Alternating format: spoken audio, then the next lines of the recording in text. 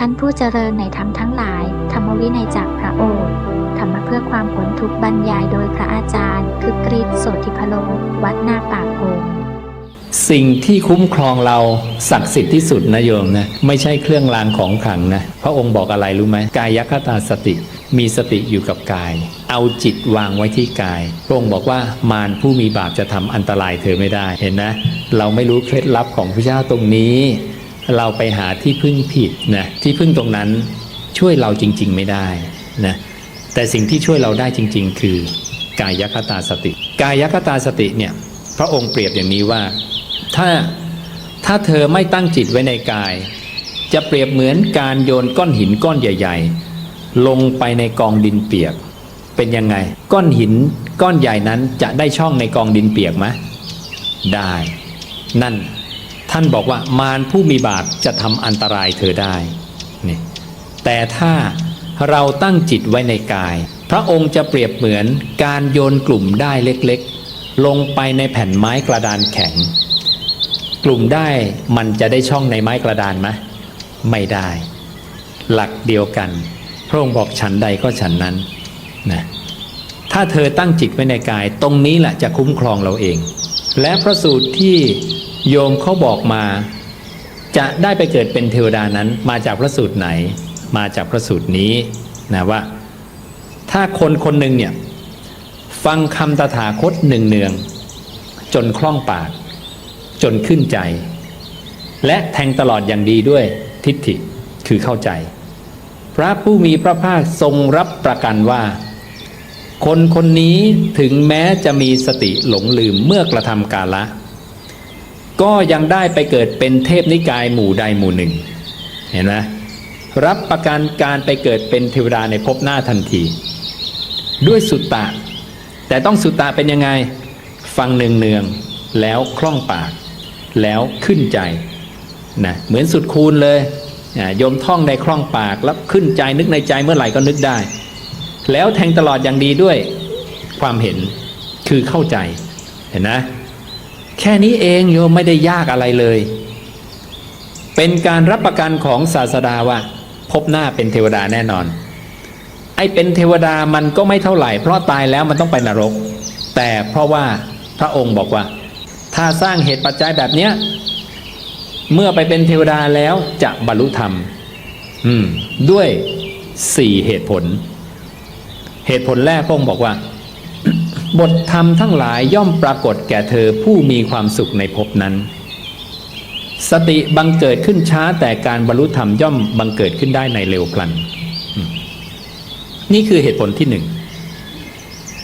เหตุผลที่2เนี่ยพระองค์บอกว่า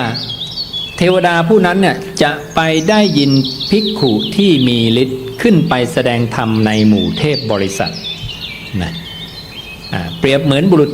ที่เดินทางไกลแล้วได้ยินเสียงกลองตึกตึกตึกตีบุรุษคนนั้นเนี่ยจะมั่นใจเลยว่านี่เสียงกลองไม่ใช่เสียงอื่นดังนั้นเมื่อภิกขุเนี่ยที่มีฤทธิ์ขึ้นไปแสดงธรรมในหมู่เทพบริษัทแต่เทวดาคนนี้มีความคล่องแคล่วมาก่อนในสมัยมนุษย์เมื่อได้ยินได้ฟังธรรมะซ้ำอีกครั้งพระผู้มีพระภาคบอกว่าเทวดาคนนั้นเนี่ยจะบรรลุธรรมโดยเร็วพลันนะพระองค์บอกว่าสติบังเกิดขึ้นช้าแต่การบรรลุธรรมย่อมบังเกิดขึ้นได้ในเร็วพลันเห็นนะนี้เป็นอานิสงส์ข้อที่2อานิสงส์ข้อที่3เป็นยังไงถ้าตัวเองระลึกเองไม่ได้2ไม่มีโอกาสไปเจอภิกขุที่มีฤทธิ์ขึ้นไปแสดงธรรมในหมู่เทพบริษัทจะมีโอกาสที่3คือไปพบเทพบริษัทแสดงธรรมด้วยกันเองแล้วเขาไปได้ยินได้ฟังเขาก็จะบรรลุธรรมในทันทีพระองค์บอกสติบังเกิดขึ้นช้าแต่การบรรลุธรรมย่อมบังเกิดขึ้นได้ในเร็วพลันถ้าไม่ได้3โอกาสเขาจะเจอโอกาสที่4นะโอกาสที่4คือพวกเทพบริษัทที่เกิดก่อนจะมาเตือนเทพบริษัทที่เกิดหลังถึงธรรมะที่เคยประพฤติปฏิบัติกันมาก่อนในครั้งสมัยเป็นมนุษย์โดยพระองค์อุปมาเปรียบเหมือนบุรุษ2 คนที่จากกันไปนานแล้วกลับมาเจอกันอีก ก็เล่าว่าสมัยก่อนนั้นเคยเล่นปลาฝุ่นด้วยกันเพื่อนจำได้ไหมเพื่อนก็บอกอ๋อจำได้นั่นแหละเทวดาที่เกิดก่อนก็จะมาเตือนเทวดาผู้เกิดหลังถึงธรรมะจำได้ไหมธรรมะอันนั้นเนี่ยเคยไปฟังไปปฏิบัติตามกันมาเนี่ยพอจำได้ปุ๊บเนี่ยคนเนี้ยที่ถูกเตือนจะบรรลุธรรมทันทีหลักการเดียวกันนี่คือโอกาส4โอกาสที่เทวดาที่สร้างเหตุปัจจัยสมัยเป็นมนุษย์คือฟังคำตถาคตเนืองๆจนคล่องปากจนขึ้นใจแทงตลอดอย่างดีด้วยทิฏฐิจะประสบเหตุปัจจัยอย่างนี้นะนี่พระศาสดาตรัสไว้พระสูตรนี้มีประโยชน์มากยังไม่เป็นอริยะนะแต่รับประกันการเป็นอริยะในภพหน้า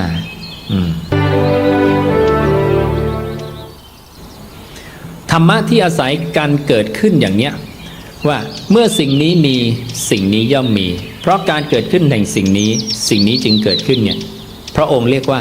ปฏิจจสมุปปนธรรมปฏิจจะแปลว่าเหตุสมุปปานก็คือเกิดธรรมก็คือธรรมที่เกิดแต่เหตุธรรมที่เกิดแต่เหตุนั้นถูกขยายด้วยอิทัปปัจจยตาก็คืออิมัสสมิงสติอิทังโหติแปลว่าเมื่อสิ่งนี้มีสิ่งนี้ย่อมมีอิมัสสุปาทาอิทังอุปชติแปลว่าเพราะความเกิดขึ้นแห่งสิ่งนี้จึงเกิดขึ้นนะอิมัสสมิงอสติอิทังนโหติเมื่อสิ่งนี้ไม่มี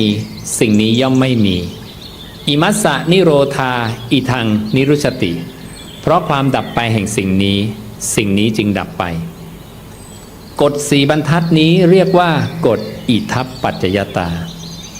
นะมันเป็นกฎของปฏิจจสมุปปนธรรมธรรมะที่เกิดแต่เหตุอาศัยเหตุในการเกิดนะลงมาเป็นอิทัปปัจจยตาแล้วพระองค์ก็บอกว่ายะทิทังได้แก่อะไรอวิชชาปัจจยาสังขาราอวิชชาเป็นเหตุสังขารทั้งหลายสังขาระปัจจยาวิญญาณังสังขารเป็นเหตุวิญญาณวิญญาณปัจจยานามรูปังนะวิญญาณเป็นเหตุนามรูปนามรูปปัจจยาสลายตนังนามรูปเป็นเหตุสลายนะสลายนะเป็นเหตุผัสสะเป็นเหตุเวทนาเป็นเหตุตัณหาเป็นเหตุอุปทานเป็นเหตุภพเป็นเหตุชาติเป็นเหตุชรามรณะโสกะปริเทวะทุกขโทมนัสเห็นนะนี่คือเหตุปัจจัยของการเกิดขึ้นของความตายชรามรณะทุกคนในห้องนี้ต้องแก่ต้องเจ็บต้องตายจะแก้อย่างไรไม่มีองค์ความรู้ใดในโลกที่เราเรียนมาจบตรีโทเอกแล้วสอนวิธีแก้ปัญหาความตายไม่มีแต่สอนวิธีในการใช้ชีวิตบนโลกก่อนตายนะให้อยู่ดีมีสุขให้มีทรัพย์สินมีเงินทองมียศถาบรรดาศักดิ์แต่พอยมเกษียณจบละนะพอยมเกษียณหมดละและโยมก็เริ่มมาคิดว่าชีวิตหลังเกษียณก่อนจะตายจะทำยังไงดีมีใครในโลกนี้สักคนไหมสอนว่าความตายข้างหน้าที่ฉันกำลังจะเจออยู่เนี่ยจะแก้ยังไงดังนั้นถ้าเรายังไม่มีเนี่ยเรียกว่าเรายังไม่มีสรณะไม่มีที่พึ่งแต่ถ้าเรามีแล้วนั่นคือเรียกว่าเรามีที่พึ่งพระองค์ก็บอกพระองค์มีสรณะแล้วนะมีที่พึ่งแล้วพวกเธอทั้งหลายมีสรณะกันหรือยังนะดังนั้นถ้าเรายังดำรงความเป็นปุถุชนอยู่ด้วยการคิดว่าใช้ชีวิตด้วยเถอะไม่มีอะไรหรอกก็ทำบุญสุนทานแล้วนี่นะทำความดีแล้วพอไหมไม่พอความดีขนาดไหนที่จะต้องทำให้เป็นอริยะทีนี้เราก็มาดูเรารู้แล้วว่าวันนี้เราต้องตะกายตัวเองขึ้นสู่อริยะให้ได้เพราะไม่เช่นนั้นอบายทุกขติวินิบาตนรกต้องได้สัมผัสอีกแน่นอนซึ่งพระศาสดาพยากรณ์เลยบอกว่าพวกเราทุกคนเนี่ยเคยเกิดเป็นสัตว์นรกมาแล้วไม่รู้กี่แสนกี่ล้านรอบนับไม่ถ้วน พวกเราทุกคนที่นั่งอยู่ในที่นี้ชี้ไปเนี่ยใครก็ได้เคยเกิดเป็นเดรัจฉานมาแล้วตลอดการยืดยาวนานเคยเกิดเป็นแพะแกะไก่สุกรช้างโคม้าลาเป็นมาหมดนะพวกเราทุกคนที่นั่งในที่นี้จิ้มไปเลยเคยเกิดเป็นเปรตวิสัยมาแล้วตลอดการยาวนานพวกเราทุกคนที่นั่งในที่นี้เคยเกิดเป็นมนุษย์มาแล้วตลอดการยาวนานเป็นมนุษย์ประเภทไหนบ้างเป็นคนพิการเป็นพ่อเป็นแม่เป็นพี่หญิงเป็นน้องหญิงเป็นพี่ชายน้องชายเอาแสดงว่าผู้หญิงผู้ชายพวกเรากลับเพศมากันกี่แสนกี่ล้านรอบเราก็ไม่รู้พวกเราเคยเป็นคนจนมาแล้วตลอดการยาวนานเคยเป็นคนพิการมาแล้วตลอดการยาวนานเคยเป็นคนรวยมีบริวารข้าทาสบริวารรับใช้มาแล้วตลอดการยาวนานทุกคนเคยรวยมาแล้วนับพบนับชาติไม่ถ้วนทุกคนเคยเกิดเป็นมนุษย์แล้วเสียใจร้องไห้เพราะมรณกรรมของมารดาบิดานะพี่ชายน้องชายพี่สาวน้องสาวของบุตรของธิดาน้ำตาที่เธอเคยร้องไห้สมัยเป็นมนุษย์เนี่ยรวมกันแล้วเนี่ยน้ำในมหาสมุทรทั้งสี่ไม่ได้มากกว่าเลย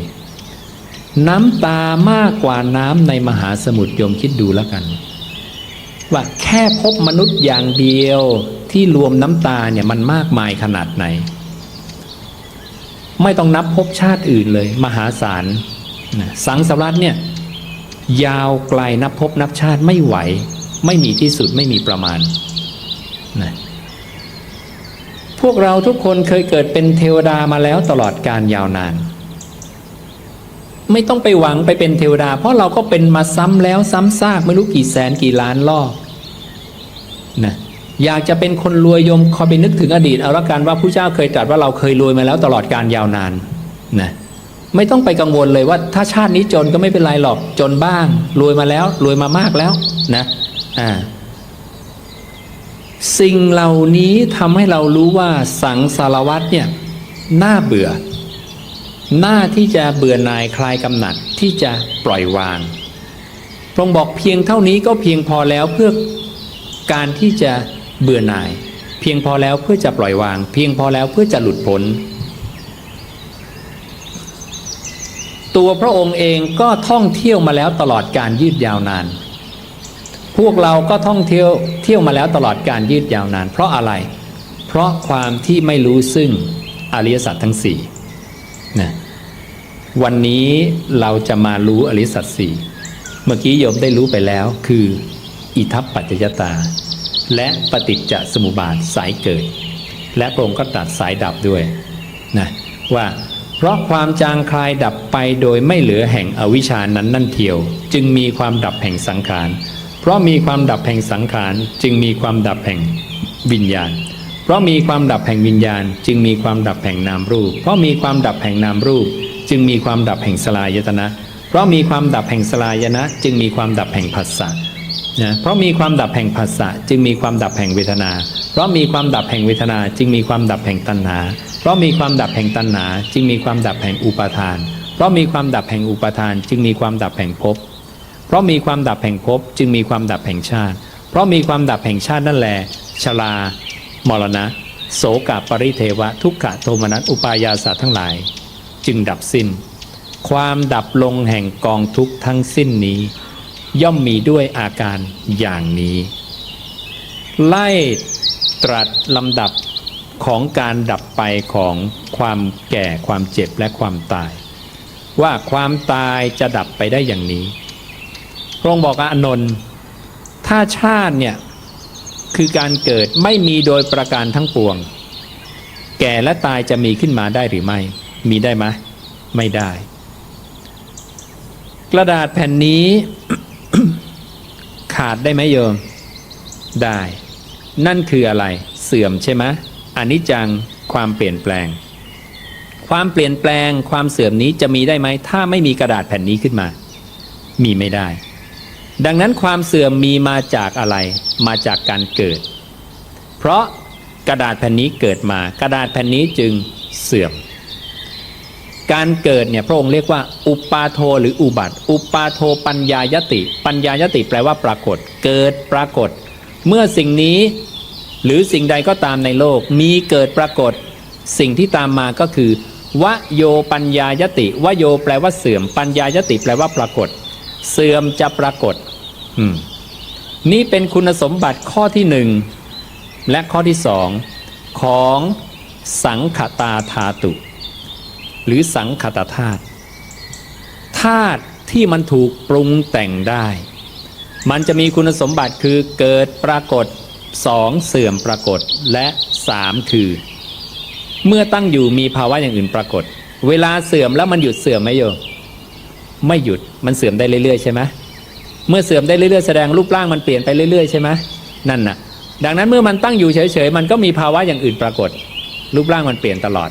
เห็นนะสิ่งใดที่เปลี่ยนตลอดเปลี่ยนเรื่อยๆไม่หยุดหมดไหมหมดที่สุดหมดไหมหมดจะเป็นก้อนหินเป็นภูเขาก็ตามถ้ามันเสื่อมเรื่อยๆหมดไหมหมดดวงดาวก็ยังหมดเลยนับประสาอะไรกับวัตถุเข้าของจริงไหมนั่นนะดังนั้นสิ่งที่เกิดปฏิจจสมุปปนธรรมของมันจะตามมาด้วยเสื่อมปฏิจจสมุปปนธรรมต่อมาคือเสื่อมเรื่อยๆและต่อมาคือดับนะดังนั้นความดับหายไปมันมีเพราะความเสื่อมเรื่อยๆเสื่อมเรื่อยๆมันมีเพราะความเสื่อมมันมีเพราะเกิดนะดังนั้นอนิจจังทุกขังอนัตตานั้นมันเป็นปฏิจจสมุปปนธรรมคือธรรมะที่อาศัยกันเกิดดับจะมีได้ไหมถ้ามันไม่เสื่อมไม่ได้เสื่อมจะมีได้ไหมถ้ามันไม่เกิดไม่ได้ดังนั้นต้องมีเกิดมันจึงมีเสื่อมเมื่อมีเสื่อมมันจึงมีดับใช่ไหมเมื่อมีดับพระองค์จึงเรียกว่ามันเป็นอนัตตาพระองค์จึงตรัสว่าทุกเขอนัตตสัญญาใครเห็นทุกขังมากๆเห็นความดับเรื่อยๆคนนั้นจะเข้าใจอนัตตาอนัตตาจึงมาจากความดับจึงมาจากความเสื่อมจึงมาจากการเกิดและถ้าถามต่อว่าแล้วการเกิดมาจากอะไรมาจากภพแล้วภพมาจากอะไรมาจากอุปทานแล้วอุปทานมาจากอะไรมาจากตัณหามาจากอะไรมาจากเวทนามาจากอะไรมาจากผัสสะไล่สายปฏิจจย้อนขึ้นไปเห็นนะพระองค์จึงตรัสว่าธรรมทั้งหลายเกิดแต่เหตุดังนั้นธรรมที่เกิดแต่เหตุทั้งหมดถูกรวมเรียกด้วยคำเดียวว่าปฏิจจสมุปปนธรรมปฏิจจแปลว่าเหตุสมุปปันก็คือเกิดธรรมก็คือธรรมเกิดแต่เหตุนี่แหละอนุสาสนีปฏิหารนี่แหละคือธรรมะชั้นลึกธรรมะที่เป็นโลกุตระว่าเฉพาะด้วยเรื่องสุญญตาคือความว่างเปล่าจากความหมายแห่งความเป็นตัวตนเรากำลังสำคัญผิดคิดว่ารูปกายที่นั่งอยู่นี้เป็นเราใช่ไหมเราจะบอกว่าตาของเราหูของเราจมูกลิ้นกายใจของเราอีกแต่จริงๆแล้วไม่ใช่เลยพระองค์บอกว่าเราเข้าใจผิดปุถุชนจะสำคัญมั่นหมายว่ารูปเป็นตนเป็นรูปมีในตนมีในรูปเวทนาเป็นตนเป็นเวทนามีในตนมีในเวทนาสัญญาสังขารเช่นเดียวกันจนถึงวิญญาณเป็นตนเป็นวิญญาณมีในตนมีในวิญญาณเห็นไหมนี่คือมิจฉาทิฏฐิความเข้าใจผิดนี่เพราะอวิชชาความไม่รู้เป็นเครื่องกั้นมีตัณหาเป็นเครื่องผูกสิ่งนั้นจึงถูกเรียกว่าสัตว์สัตตาสัตโตหรือสัตตานังแปลว่าผู้ยึดติดนะยึดติดอะไรยึดติดรูปยึดติดเวทนายึดติดสัญญายึดติดสังขารยึดติดวิญญาณว่าเป็นตนความสำคัญผิดตรงนี้พระผู้มีพระภาคให้ทิ้งนะให้เรานิสสรณะคือสลัดทิ้งสลัดคืนไปซะเมื่อสลัดทิ้งสลัดคืนแล้วนะพวกเราจะได้อะไรพวกเราจะเหลืออะไรนะ5ธรรมชาตินี้คือสังขตาธาตุสังขตธาตุธาตุที่ถูกปรุงแต่งได้ดังนั้นขันธ์5ถูกเรียกด้วยชื่ออีกชื่อหนึ่งด้วยชื่อคำเดียวว่าสังขตาธาตุนะที่คุณสมบัติของมันคือเกิดปรากฏเสื่อมปรากฏเมื่อตั้งอยู่มีภาวะอย่างอื่นปรากฏ3ข้อนั่นเองนะเป็นคุณสมบัติของขันธ์5เช่นเดียวกันพระศาสดาให้เราเนี่ย ทิ้งบอกว่ารูปไม่ใช่ของเธอเธอจงละมันเสียตาหูจมูกลิ้นกายใจไม่ใช่ของเธอเธอจงละมันเสียถึงแม้เราจะไม่ละ100 ปีก็คงต้องละใช่ไหมนั่นนะยังไงก็ต้องละถึงแม้เราบอกนี่ตาฉันใส่แว่นเข้าไปแล้วเดี๋ยวก็ไปผ่าตาต้อเป็นอะไรต่ออะไรใช่ไหมมันไม่ใช่ของฉันนะมันเดินไปสู่ความเสื่อมนะพระองค์จึงให้มองอาทินวะคือโทษของกายผมงอกขาวหนังเหี่ยวย่นฟันหลุดร่วงนะเดินตัวสันเทิมมีตัวค้อมไปข้างหน้านะมีผมตัดสั้นอย่างลวกๆนะท่านบรรยายอาทินวะของน้องหญิงน้องหญิงพออายุ 15-16 นี่ก็มีอัศธารูปร่างสวยนะสวยงามไปหมดแหละทุกส่วนแต่พอผ่านวัยไป40 50 60 70 80ก็ทีนี้พระองค์บรรยายโทษโอ้โหยาวเป็น10หน้าเลยโยมนะอาทินวะคือโทษพวกเราทุกคนต้องประสบกับสิ่งนี้นะเรากำลังหา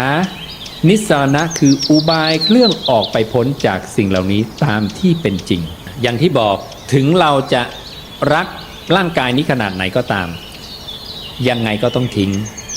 นะแต่ถ้าเราเห็นด้วยปัญญาโดยชอบตรงตามที่เป็นจริงว่านั่นไม่ใช่ของเรานั่นไม่ใช่เป็นเรานั่นไม่ใช่ตัวตนของเราเนี่ย เราจะเป็นอริยบุคคลได้ก่อนที่กายจะแตกทำลายพระองค์อุปมาอย่างนี้พระองค์บอกว่าเธอเห็นไหมว่าคนลากเอากิ่งไม้ใบไม้ไปเผาสาวกบอกเห็นลากเอากิ่งไม้ใบไม้นะไปเผานะจนหมดไปเกลี้ยงใช่ไหมเสร็จแล้วพระองค์ก็ถามว่าเธอรู้สึกเจ็บปวดเหมือนถูกลากไปกับพื้นแล้วเอาไฟเผาไหมรู้สึกไหมสาวกบอกไม่รู้สึกพระองค์ก็ถามง่ายๆว่าเป็นเพราะอะไรจึงไม่รู้สึกเห็นนะเป็นเพราะอะไรโยมตอบได้ไหมก็มันเป็นกิ่งไม้มันไม่ใช่เราง่ายที่สุดเลยใช่ไหมพวกเราในครั้งปัจจุบันก็ตอบได้เหมือนสาวกในครั้งพุทธกาลพระองค์ก็บอกถูกต้องเห็นนะพวกเรามีปัญญาเท่ากับสาวกในครั้งพุทธกาลเลยถูกต้องเพราะอะไรเพราะเมื่อใครคนหนึ่งกำลังเห็นสิ่งหนึ่งตั้งแต่มันมีตัวเนี่ยแล้วตัวมันหายไปเนี่ยเขาจะรู้ทันทีว่าสิ่งนั้นผู้สังเกตกับสิ่งที่ถูกสังเกตเนี่ยคนละตัวกันนี่แหละประเด็นสำคัญที่สุดประเด็นนี้คือปัญญินทรีย์คือปัญญานะการเห็นตรงเนี้ยคือการเห็นอริยสัจเกิดดับสมุทัยนิโรธเห็นนะสิ่งนี้กิ่งไม้มีเกิดและกิ่งไม้หายไปตัวตนของกิ่งไม้มีชั่วคราวจริงไหมชั่วคราวนี้เรียกว่าอนัตตาเห็นนะพระองค์บอกว่าถ้ารูปเป็นอัตตาแล้วไซร้รูปจะไม่เป็นไปเพื่ออาพาธแต่เพราะรูปเป็นอนัตตารูปจึงเป็นไปเพื่ออาพาธดังนั้นสิ่งใดเป็นอนัตตาสิ่งนั้นจะต้องเป็นไปเพื่ออาพาธนี่คือหลักการมาตรฐานนะตรัสไว้ใช้กับขันธ์ห้าดังนั้นอนัตตาใช้กับขันธ์ห้าเท่านั้นเพราะสิ่งที่เป็นอนัตตาจะเป็นไปเพื่ออาพาธนี่ให้เข้าใจหลักการไว้ดังนั้นพระผู้มีพระภาคจึงตรัสเป็นร้อยพระสูตรเลยว่ารูปเป็นอนัตตาเวทนาเป็นอนัตตาสัญญาเป็นอนัตตาสังขารเป็นอนัตตาวิญญาณเป็นอนัตตา เมื่อวิญญาณเป็นอนัตตาแสดงว่าวิญญาณก็เกิดขึ้นตั้งอยู่ดับไปจริงไหมวิญญาณก็เกิดดับเหมือนกันนะดังนั้นเมื่อวิญญาณเกิดดับวิญญาณเป็นอนัตตาไหมเป็นเมื่อวิญญาณเป็นอนัตตาวิญญาณเป็นของเราใช่ไหมไม่ใช่การที่บอกว่าสิ่งนั้นไม่ใช่ของเราบาลีใช้คำว่าเนตังมะมะแปลว่านั่นไม่ใช่ของเราเนโสหมัสสมิแปลว่านั่นไม่ใช่เป็นเรานะเมโสอัตตาแปลว่านั่นไม่ใช่ตัวตนของเราผู้สังเกตจะเริ่มแยกตัวจากสิ่งที่ถูกสังเกตทีนี้พระองค์ไม่ได้ให้เราสังเกตแค่กิ่งไม้ใบไม้พระองค์ให้เราสังเกตอะไรร่างกายที่เป็นของเราอยู่นี่ที่เรากำลังบอกว่าเป็นเราบอกว่าไม่ใช่ของเรามันเหนียวแน่นจริงไหมโยมมันเหนียว มันแน่นมากยากความยากตรงนี้จึงต้องเห็นบ่อยๆเห็นโทษของกายบ่อยๆนั่นเองหรือเอาจิตอยู่กับกายเรื่อยๆลมหายใจเข้าออกเท่านั้นเองนะอานาปานสติคือกายคตาสติอันเดียวกันและกายคตาสติอันชนเราใดไม่หลงลืมอมตะชื่อว่าอันชนเหล่านั้นไม่หลงลืมถ้าเราเอาจิตอยู่กับกายได้ตลอดจนลมหายใจสุดท้ายคนนั้นจะได้อมตะคือความไม่ตายเห็นนะเทคนิคง่ายๆนะในการที่จะได้อมตะคือนิพพานอมตะเป็นหนึ่งในชื่อแทนนิพพานนะเพราะถ้าเราเอาจิตมาอยู่กับกายได้สิ่งที่ถูกเผาลนไปคืออะไร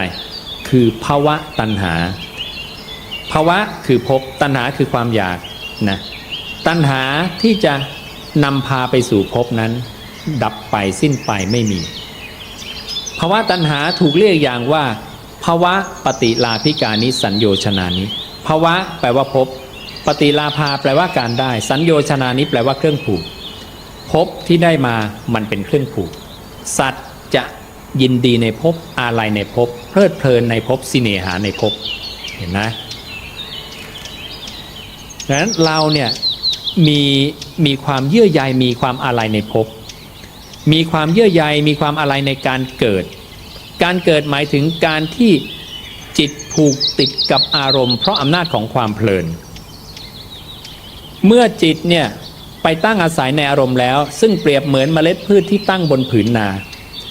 มันก็จะเริ่มงอกขึ้นมาเป็นต้นการที่จิตหรือวิญญาณนั้นไปตั้งบนผืนนานั้นเรียกว่ามีภพนะเพราะมีภพจึงมีชาติชรามรณะย่อมมีแก่สัตว์ผู้เกิดแล้วเมื่อเมล็ดพืชเนี่ยไปตั้งบนผืนนานะเมล็ดพืชจะงอกด้วยยางในพืชพระสูตรนี้พระองค์ตรัสว่ากรรมังเขตตังกรรมคือผืนนาวิญญาณังพีชังวิญญาณคือเมล็ดพืชตัณหาคือยางในพืชอวิชชานิวรนานังคือแปลว่าอวิชชานิวรนานังแปลว่าเครื่องกั้นสัตตานังตัณหาสัญโยชนานังอวิชชาเป็นเครื่องกั้นของผู้ยึดติดตัณหาเป็นเครื่องผูกธาตุอันซามวิญญาณไปตั้งอยู่กามาพโวก็เกิดขึ้น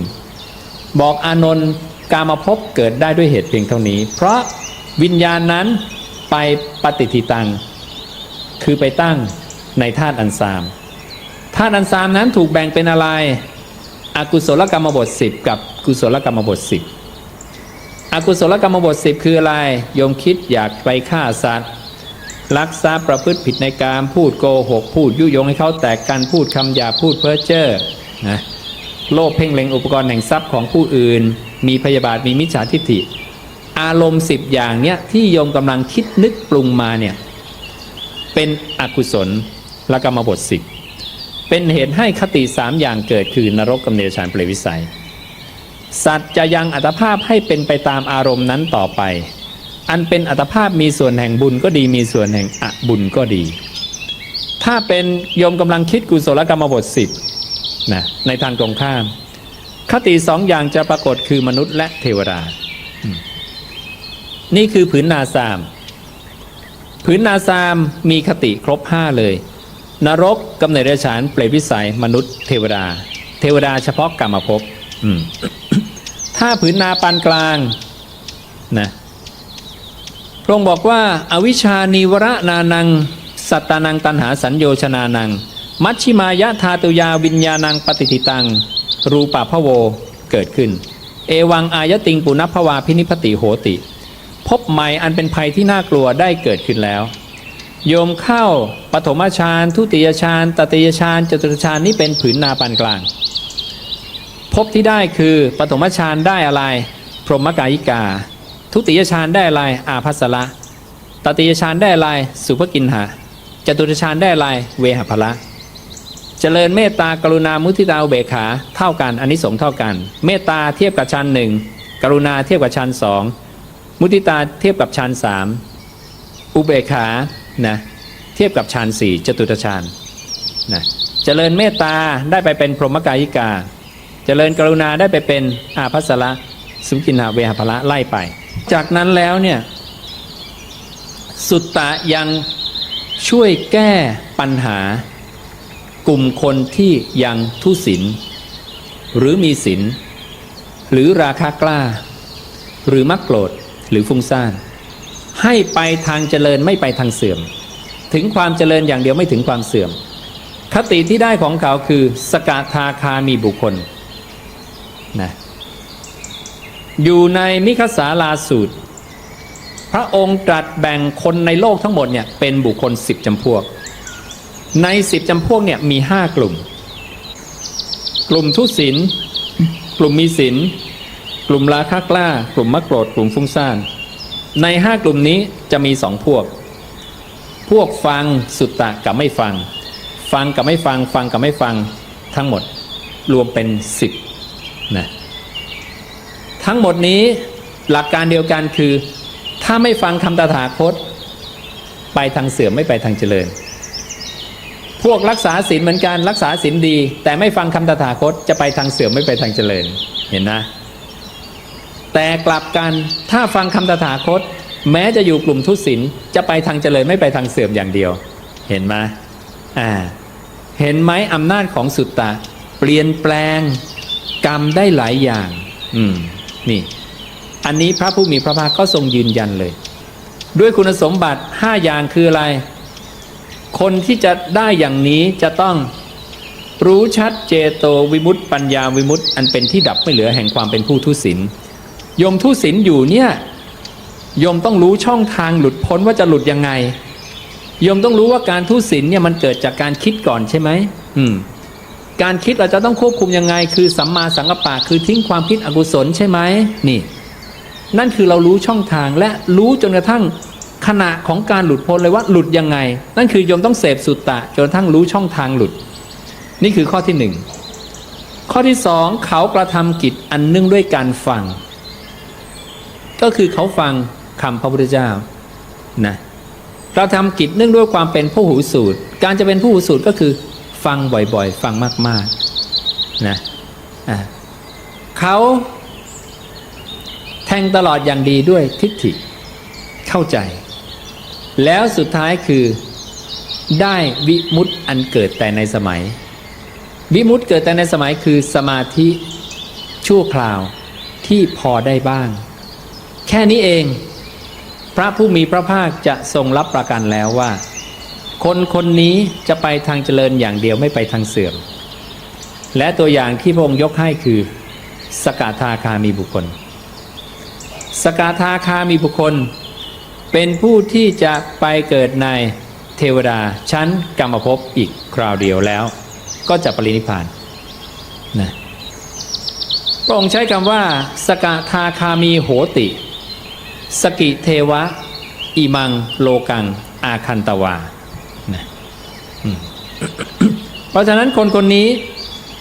จะได้ไปเป็นเทวดาคราวเดียวแล้วก็จะปรินิพพานเห็นนะ5 เหตุปัจจัยโยมทำให้ได้แก้ไขได้สังเกตไหมว่าทำไมพระผู้มีพระภาคเนี่ยนะทรงช่วยหมดเลยคุณจะทุศีลคุณจะมีศีลคุณจะราคะกล้าคุณจะมักโกรธคุณจะฟุ้งซ่านมีทางออกดังนั้นอย่าไปตำหนิตนเองว่าเลวการที่มองตนเองเลวว่าเป็นอริยบุคคลไม่ได้เนี่ยพระองค์บอกว่ามันเป็นหนึ่งในมานะ6การสำคัญตนว่าเลวเรียกอตินิปาตะมานะ6เนี่ยถือตัวยกตัวถือตัวจัดนะทำพระนะหัวดื้อนะอตินิปาตะสำคัญตนว่าเลวนี่ผู้ที่ไม่ละมานะ6ไม่สมควรที่จะได้เป็นอรหันต์มานะที่พระผู้มีพระภาคตรัสก็มี3ก็มีมานะ3เห็นเขาต่ำกว่าเราเห็นเขาเสมอเราเห็นเขาสูงกว่าเรามานะทั้งนั้นหรือมานะ6อย่างนี้มีการจำแนกไปอีกเยอะนะดังนั้นอย่าไปมองตนเองว่าเป็นอริยะไม่ได้ไม่มีใครรับรองได้หรอกแต่โยมต้องมั่นใจว่าเราเป็นมนุษย์เรารู้ธรรมะนี้ได้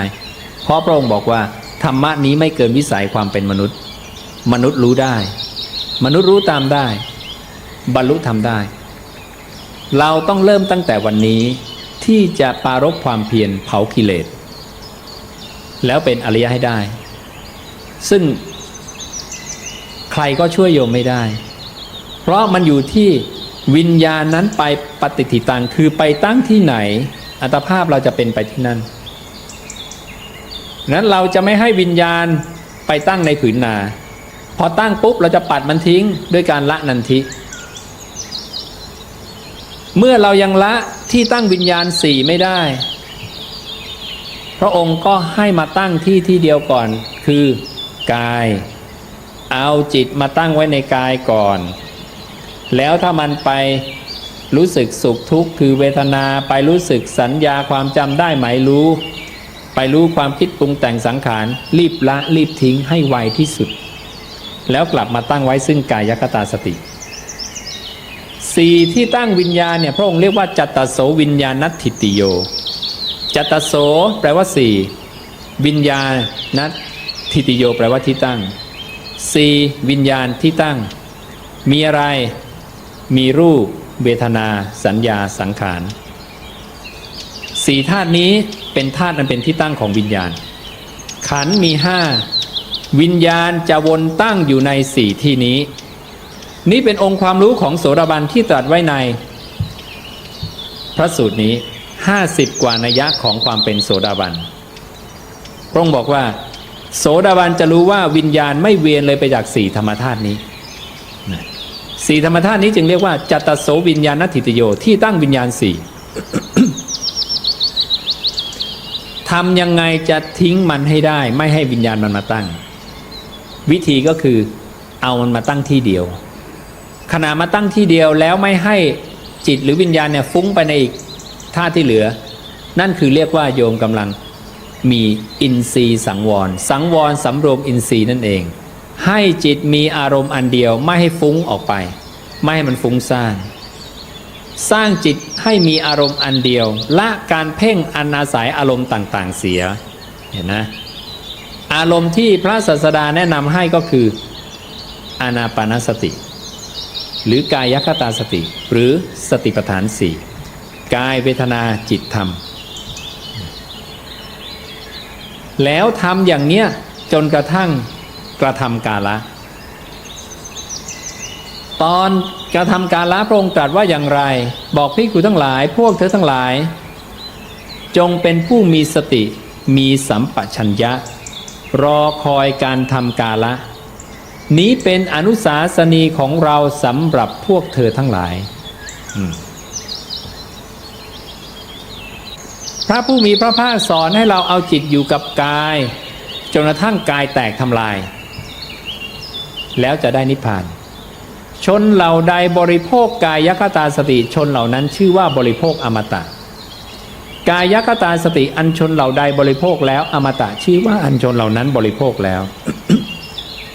กายคตาสติอันชนเหล่าใดชอบใจแล้วอมตะชื่อว่าอันชนเหล่านั้นชอบใจแล้ว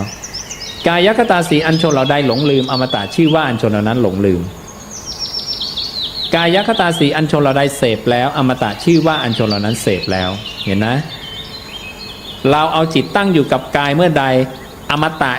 ยิ่งกำลังจะได้มาตลอดเวลาเท่านั้นอานาปานสติคือกายคตาสติเพราะพระองค์ตรัสว่าภิกษุทั้งหลายลมหายใจเข้าและลมหายใจออกนี้เป็นกายอันหนึ่งในกายทั้งหลายเพราะเหตุนั้นในเรื่องนี้ภิกษุนั้นย่อมชื่อว่าเป็นผู้ตามเห็นกายในกายอยู่เป็นประจำมีความเพียรเผากิเลสมีสัมปชัญญะมีสตินำอภิชฌาและโทมนัสในโลกออกเสียได้กายคตาสติพระองค์จึงให้เรากระทำให้มากเจริญให้มากกระทำให้เป็นยานดุจเครื่องนำไปอาศัยกายของเราเนี่ยเป็นยานพาหนะดุจเครื่องนำไปอาศัยให้เป็นของทำให้เป็นของที่อาศัยได้เพียรตั้งไว้เนืองๆเพียรเสริมสร้างโดยรอบคอบเพียรปรารภสม่ำเสมอด้วยดีหลักการไม่มีอะไรยากเห็นไหมฟังคำพระผู้มีพระภาคตรงๆไม่มีอะไรยากง่ายที่สุดไม่ต้องไปปรุงแต่งอะไรมากเอาจิตตั้งอยู่กับกาย มันหลุดไปทำยังไงรีบละนันทิความเพลินแล้วก็ตั้งไว้ที่กายใหม่เนี่ยไม่มีอะไรเลยง่ายมากหลักการนี้โยมจำไว้แล้วโยมก็ทำไปจนตลอดชีวิตจนสิ้นลมหายใจปรินิพพานแน่นอนถ้าไม่ปรินิพพานอุปาทิยังเหลืออยู่พระองค์ก็บอกก็จะเป็นอนาคามีนะการละสังโยชน์5ได้นั้นพระองค์ให้เข้าไปสู่ปุริสคติ7จะไปเกิดที่ไหนผู้ที่ละสังโยชน์5ได้แล้วอย่างพวกที่โยมเข้ามาเล่าให้ฟังว่าให้ฟังธรรมะก่อนตายแล้วผิวพองเนี่ยพวกนี้คติไม่ธรรมดานะผิวอินทรีย์ผ่องใสนั่นคือพระองค์ยืนยันว่าสังโยชน์5เบื้องต่ำที่ยังไม่สิ้นก็จะสิ้นใช่ไหมเมื่อสังโยชน์5เบื้องต่ำสิ้นแล้วเนี่ยเขาไปเกิดที่ไหนก็ต้องไปดูพระสูตรปุริสคติ7คติ7แบบใน7แบบเนี่ยปรินิพพานซะ6ยังไม่ปรินิพพาน1ไปเกิดอีก1คราวแล้วค่อยปรินิพพานเท่ากับประมาณ 85% ของคนที่ละสังโยชน์5ได้จะปรินิพพานใน6แบบนั้นแบ่งเป็นกี่พวก3พวกแรกชื่อหลักๆจะเหมือนกันเรียกว่าอันตราปรินิพพายีแปลว่าปรินิพพานในระหว่างนะระหว่างอะไรระหว่างที่พระองค์เปรียบเหมือนสะเก็ดไฟช่างตีเหล็กร้อนที่ถูกเผาทั้งวันเอาค้อนตีไปปั้งจะเกิดเป็นสะเก็ดไฟ3แบบสะเก็ดไฟแบบแรกเรียกว่าปัปปติการนิพติตวานิพพายยะปัปปติกาแปลว่าสะเก็ดไฟนิพติตวาแปลว่าสำเร็จแล้วนิพพายยะแปลว่าดับเย็นนิพพานนั่นเองนิพพานแปลว่าดับเย็นสะเก็ดไฟสำเร็จแล้วดับเย็นพอตีเหล็กปั๊บเป็นสะเก็ดไฟดับเลยมันเล็กมากแบบที่2เรียกว่าปัปปติการนิพติตวาอุปติตวานิพพายยะเพิ่มคำว่าอุปติตวามาแปลว่าลอยไปบินไปพอสำเร็จเป็นสะเก็ดไฟปุ๊บลอยไปบินไปสักพักหนึ่งแล้วก็นิพพายยะดับอยู่ในระหว่างเห็นไหมยังไม่ทันได้พบยังไม่ถึงพื้นเห็นนะเนี่ยสำเร็จเป็นสะเก็ดไฟปั้งดับลอยไปบินไปปั้งดับนะเนี่ย2พวกแล้วนะปรินิพพานเฉือนกันเสี้ยววินาทีนะพวกที่3ปัปปติกานิพติตวาอุปติตวาลอยไปบินไปอนุปาหัจจตลังตารางแปลว่าพื้นอนุปาหัจจะแปลว่ายังไม่ทันกระทบนิพพายยะดับเย็นสะเก็ดไฟลอยไปแป๊บอีกนิดเดียวจะกระทบพื้นละดับนี่พวกนี้ก็ยังอยู่ในระหว่าง3กลุ่มนี้จึงเรียกว่าอันตราปรินิพพายีอันตราแปลว่าในระหว่างปรินิพพายีก็คือปรินิพพานเป็นผู้ปรินิพพานในระหว่างมี3พวกแรกนะจาก7พวกพอพวกที่4เรียกว่าอุปาหัจจตลังหรือพวกอุปาหัจจปรินิพพายีนะสะเก็ดไฟลอยมากระทบพื้นปั้งดับปั๊บกระทบปุ๊บดับปั๊บพวกนี้ได้พบใหม่ปุ๊บปรินิพพานเลยนี่พวกที่4พวกที่5สะเก็ดไฟลอยไปพอตกกระทบพื้นก่อให้เกิดไฟลุกไหม้กองหญ้ากองไม้ย่อมนิดนึงแล้วก็ดับพวกนี้เรียกว่าอสังขาระปรินิพพายี เป็นผู้ปรินิพพานโดยที่ทำสมาธิฌาน1 2 3หรือ4ได้จะไปอยู่ในอีกพระสูตรหนึ่งว่าอสังขาระคือพวกไหนพวกทำสมาธิ1 2 3 4ได้นะสสังขาระคืออีกพวกหนึ่งนั้นนี่คือพวกหนึ่งอีกพวกต่อมาคือสะเก็ดไฟที่ลอยไปบินไปตกกระทบพื้นปั้งแล้วก่อให้เกิดการลุกไหม้กองหญ้ากองไม้กองใหญ่ขึ้นแล้วก็ดับ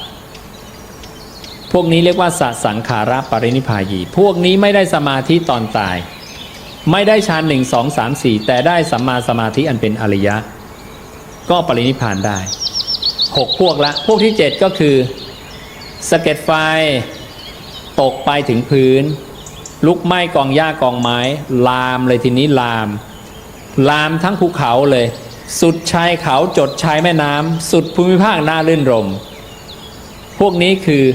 อุทธังโสโตอกนิทคามีไปเกิดในสุทธวาสชั้นที่5ชั้นอกนิฐฐาอายุ 500 ถึง 20,000 กับอยู่กันยาวไปเลยนะต่ำสุด500สูงสุด 20,000 กับอยู่ในระหว่างนี้นะนี่คือปุริสคติ7คติ7แบบของพวกที่อินทรีย์ผ่องใสจะได้ดังนั้นพวกนี้ไม่ธรรมดานะไม่ธรรมดาเลยนะอินทรีย์อ่อนสุดก็คืออุทังโสโตอากนิตคามีการเป็นอรหันต์เนี่ยวัดกันที่กายแตกนะถ้าโยมได้ปริพันธ์ก่อนกายแตกเนี่ยจะเรียกอรหันต์ซึ่งจะมีหลายกลุ่มว่าช่วงกึ่งอายุขัย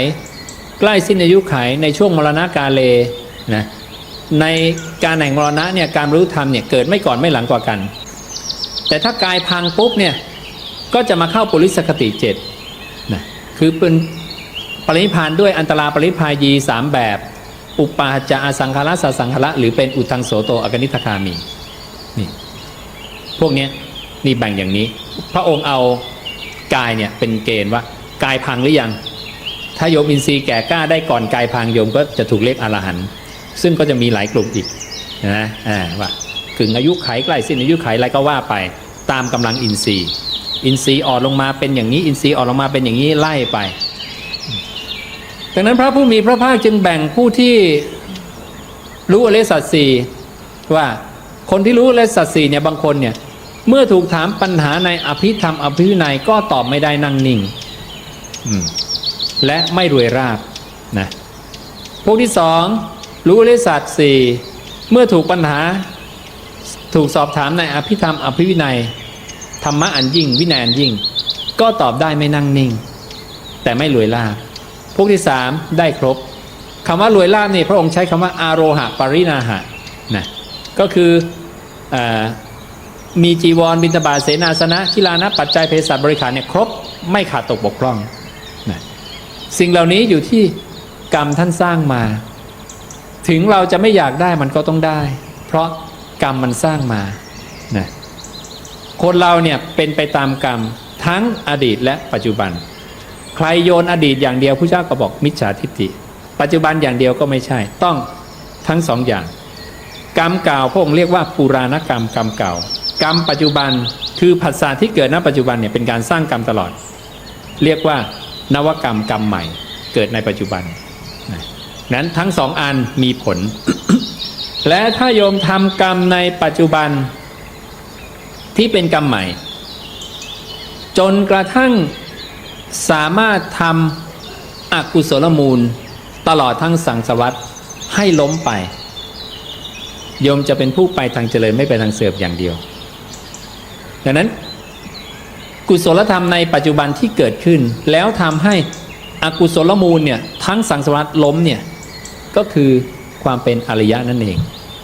ความเป็นอริยะต่ำสุดคืออะไรเช่นสัทธานุสาลีมีความเชื่อน้อมจิตไปว่าตาหูจมูกลิ้นกายใจเป็นของไม่เที่ยงแค่โยมเชื่ออย่างเงี้ยมั่นคงนะไม่แปรผันไม่ลังเลสงสัยโยมได้สัทธานุสาลีเป็นผู้แล่นไปตามศรัทธาศรัทธาของเขาทำให้เขาเนี่ยก้าวเข้าสู่สัมมตานิยามระบบแห่งความถูกต้องเข้าสู่ภูมิแห่งสัพบุรุษก้าวล่วงพ้นปุถุชนภูมิไม่อาจที่จะกระทำกรรมที่ทำแล้วเข้าถึงนรกกำเนิดเดรัจฉานหรือเปรตวิสัยและไม่ใช่ฐานะที่จะกระทำกาละคือไม่ใช่ฐานะที่จะตายก่อนแต่ที่จะทำให้แจ้งซึ่งโสตาปัตติผลแต่ถ้ายังไม่ได้โสตาปัตติผลเนี่ยคนได้สัทธานุสาลีเนี่ยตายไม่ได้นะสุดท้ายก็ขออนุโมทนากับพวกเราทุกคนที่ได้มาทำบุญถวายทานมาสั่งสมสุตตะในคำของตถาคตมากระทำกิจเนื่องด้วยการฟังกระทำกิจเนื่องด้วยความเป็นผู้สูตรแทงตลอดอย่างดีด้วยทิฏฐิก็ขอให้เป็นเหตุเป็นปัจจัยพวกเราได้รับอานิสงส์ตามที่พระศาสดาได้ทรงบัญญัติไว้แล้วทุกประการรวมทั้งผู้ที่รับชมรับฟังอยู่ทางบ้านและทุกๆสถานที่ทั้งในประเทศและต่างประเทศและได้ดวงตาเห็นธรรมสำเร็จมรรคผลนิพพานในอนาคตการนั้นใกล้โดยทั่วกันทุกท่านทุกคนเถิดอย่าลืมกดไลค์กดติดตามเพื่อร่วมกันเผยแผ่พุทธวจนะ